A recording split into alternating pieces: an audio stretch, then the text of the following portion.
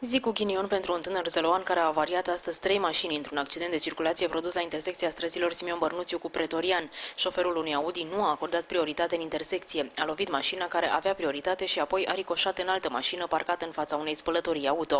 Erai cu una dintre mașini? Aha, Cu care? asta. Și ce s-a întâmplat?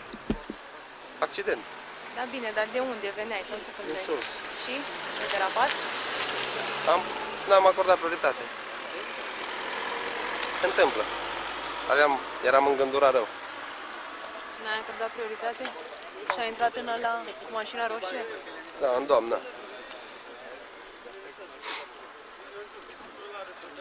Și cum ai Am ajuns frânat în pe...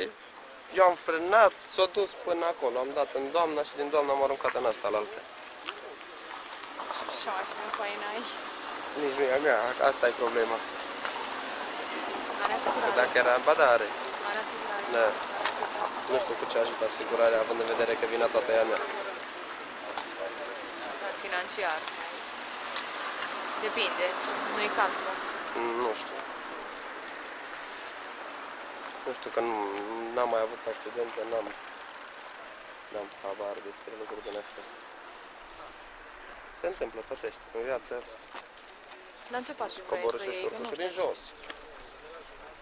Mergeai în jos și doamna Da. de unde venea? Din partea aia. Eu am crezut că ea se oprește, nu s-a oprit. Am frânat târziu. A pătit cineva ceva? Nu. Pe strada Simion Bărnuțiu din municipiul Zalău, la intersecție cu strada Pretorian, a avut loc un accident de circulație soldat cu pagube materiale.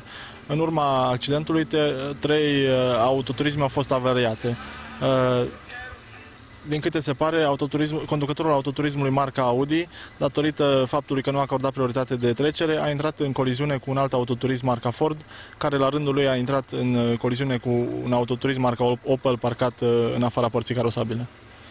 În cauze se vor întocmi actele necesare pentru constatarea contravenției. Șoferii spun că intersecția cu pricina este una problematică. Pentru cei care vin de jos, din spate de la Mișleni, e greu să se asigure dacă vine sau nu mașină de pe drumul cu prioritate, din partea de sus, din Dumbrava sau de jos, dinspre Pasarelă.